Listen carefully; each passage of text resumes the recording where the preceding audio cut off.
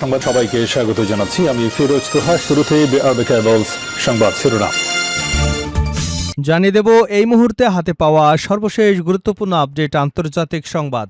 শুরুতেই থাকছে সংকটে যুক্তরাষ্ট্রের ইরান কৌশল, যুদ্ধ থেকে বের হবার পথ পাচ্ছেন না ডোনাল্ড ট্রাম্প। ইরানের বিরুদ্ধে যুক্তরাষ্ট্রের যুদ্ধ 6 মাসে গড়ানোর পর প্রেসিডেন্ট ডোনাল্ড ট্রাম্প ক্রমেই কঠিন রাজনৈতিক এবং কূটনৈতিক সংকটে পড়েছেন। একদিকে ইরান এবং ওমানের মধ্যে আলোচনা এগিয়ে চলা একটি অন্তর্বর্তী সমঝোতা, অন্যদিকে নতুন করে সামরিক হামলার হুমকি। এই দুই পথের যেকোনো একটিকে বেছে নেবার চাপের মুখে পড়েছেন তিনি। এবারে জানাবো ইয়েমেনে বড় সামরিক অভিযানের ঘোষণা হুতিদের। ইয়েমেনে বড় পরিসরে গুণগত সামরিক অভিযান চালানোর ঘোষণা দিয়েছে হুতি গোষ্ঠী। তবে এ অভিযানের বিস্তারিত সম্পর্কে তাৎক্ষণিক কোনো তথ্য জানানো হয়নি। জানাবো ইরান যুদ্ধে উত্তেজনা বৃদ্ধির ফাঁদে আটকে পড়েছেন ডোনাল্ড ট্রাম্প। যুক্তরাষ্ট্রের প্রেসিডেন্ট ডোনাল্ড ট্রাম্প ইরানকে ঘিরে এমন এক উত্তেজনা বৃদ্ধির ফাঁদে আটকা পড়েছেন যেখান থেকে বের হবার পথ অত্যন্ত সীমিত। আল জাজিরাকে দেওয়া সাক্ষাৎকারে এমন মন্তব্য করেছেন ইউনিভার্সিটি অব শিকাগোর অধ্যাপক রবার্ট পেপ। এবারে থাকছে 3 দিনের সফরে সৌদি আরবে পাকিস্তানের প্রধানমন্ত্রী। পাকিস্তানের প্রধানমন্ত্রী শেহবাজ শরীফ 3 দিনের সরকারি সফরে সৌদি আরবের উদ্দেশ্যে রওনা হয়েছেন। বৃহস্পতিবার শুরু হওয়া এই সফরে দেশটির সেনাপ্রধান chief of defence forces field marshal Asim মুনিরও তার সঙ্গে রয়েছেন। এবারে থাকছে বিবিসির প্রতিবেদন, হাসিনার একগুঁয়েমিতে বিরক্ত ভারতের কর্মকর্তারা। হাসিনার একগুঁয়েমিতে বিরক্ত হয়ে পড়েছেন ভারতের কর্মকর্তারা। 24-এর ছাত্র জনতার গণঅভ্যুত্থানে হাসিনা দিল্লিতে পৌঁছানোর পর থেকেই প্রত্যাশা ছিল বাংলাদেশের রাজনীতিতে আওয়ামী লীগের পুনর্বাসনে ভারত তাকে সহায়তা করবে। আওয়ামী লীগের সঙ্গে রাষ্ট্রীয় স্তরে ভারতের সম্পর্ক ঐতিহাসিক, ফলে তাতে ভারতে যে খুব বেশি একটা নিমরাজি ছিল সেটাও নয়।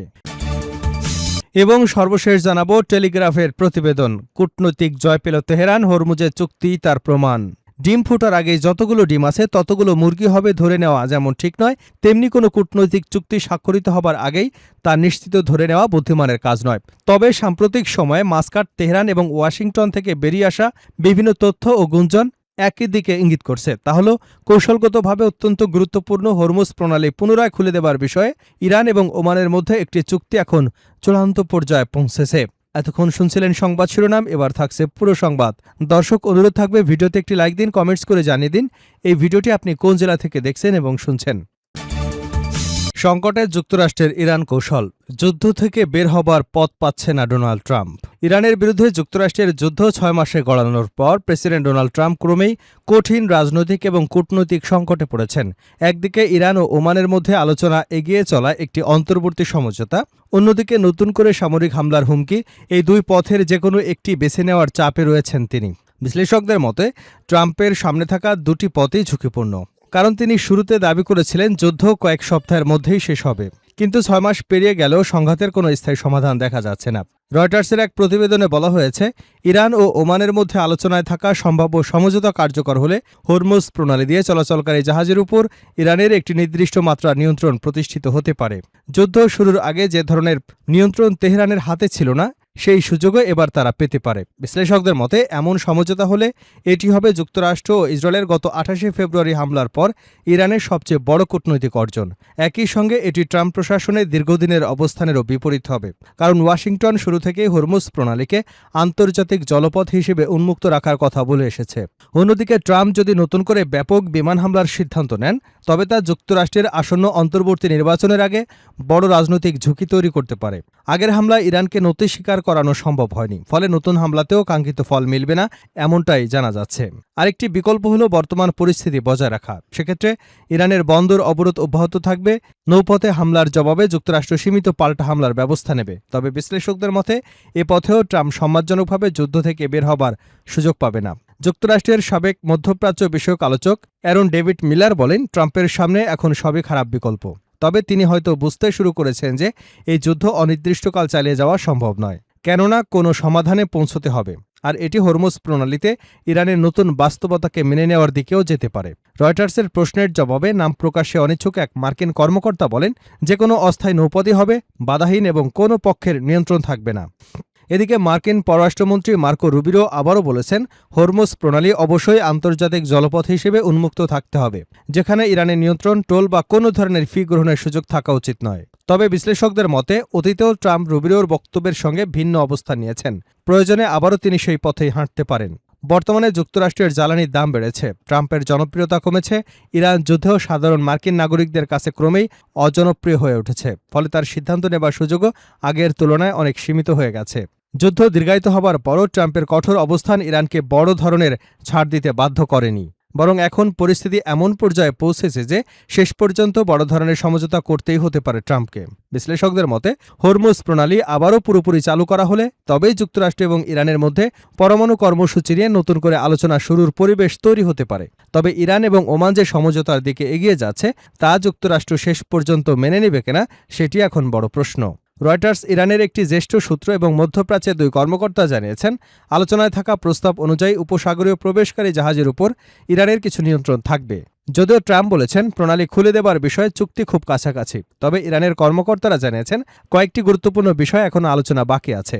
বিশ্লেষকদের মতে ইরান ওমান সমঝোতা এবং যুক্তরাষ্ট্র ইরান আলোচনা পুনরায় শুরু হলেও চূড়ান্ত শান্তি চুক্তির সম্ভাবনা এখনও অনিশ্চিত, কারণ জুনে দুদেশের মধ্যে হওয়া সমঝোতা স্মারক অল্প সময়ের মধ্যেই ভেঙে পড়ে। সেই সমঝোতার আওতায় ইরান কিছু নিষেধাজ্ঞা শিথিলের সুবিধা পেয়েছিল, যা ট্রাম্পের নিজ দল রিপাবলিকানদের একটি অংশের সমালোচনার মুখে পড়ে। ইয়েমেনে বড় সামরিক অভিযানের ঘোষণা হুতিদের। ইয়েমেনে বড় পরিসরে ও গুণগত সামরিক অভিযান পরিচালনার ঘোষণা দিয়েছে হুতি গোষ্ঠী। তবে এই অভিযানের বিস্তারিত সম্পর্কে তাৎক্ষণিক কোনো তথ্য জানানো হয়নি। বৃহস্পতিবার এক প্রতিবেদনে এসব তথ্য জানিয়েছে আল জাজিরা। হুতিদের এক মুখপাত্র সামাজিক যোগাযোগ মাধ্যম এক্সে দেওয়া এক পোস্টে জানান, শিগগিরই অভিযানের বিস্তারিত প্রকাশ করা হবে।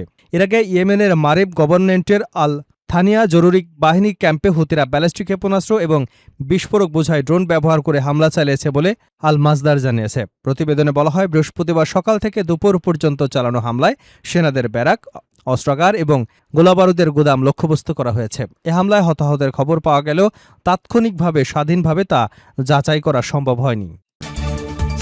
ইরান যুদ্ধে উত্তেজনা বৃদ্ধির ফাঁদে আটকে গেছেন ডোনাল্ড ট্রাম্প।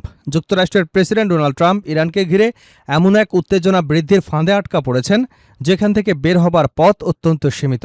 আল জাজিরাকে দেওয়া সাক্ষাৎকারে এমন মন্তব্য করেছেন ইউনিভার্সিটি অব শিকাগোর অধ্যাপক রবার্ট পেপ। তিনি বলেন, যুক্তরাষ্ট্রের বিমান ও নৌহামলা কৌশলগতভাবে কিছু তাৎক্ষণিক সাফল্য অর্জন করলেও তা দেশের দীর্ঘমেয়াদী কোনো লক্ষ্য পূরণ করতে পারেনি।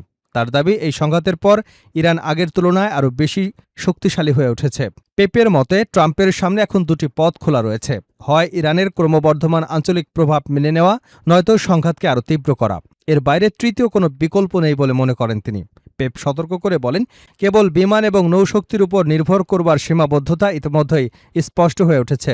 ফলে পরিস্থিতি এমন পর্যায়ে পৌঁছতে পারে যেখানে ট্রাম্প স্থল অভিযানের দিকে যেতে বাধ্য হতে পারেন। পেপের ধারণা, আসন্ন মধ্যবর্তী নির্বাচনকে সামনে রেখে প্রতীকী কোনো সামরিক বিজয় অর্জনের প্রচেষ্টা চালাতে পারেন ডোনাল্ড ট্রাম্প।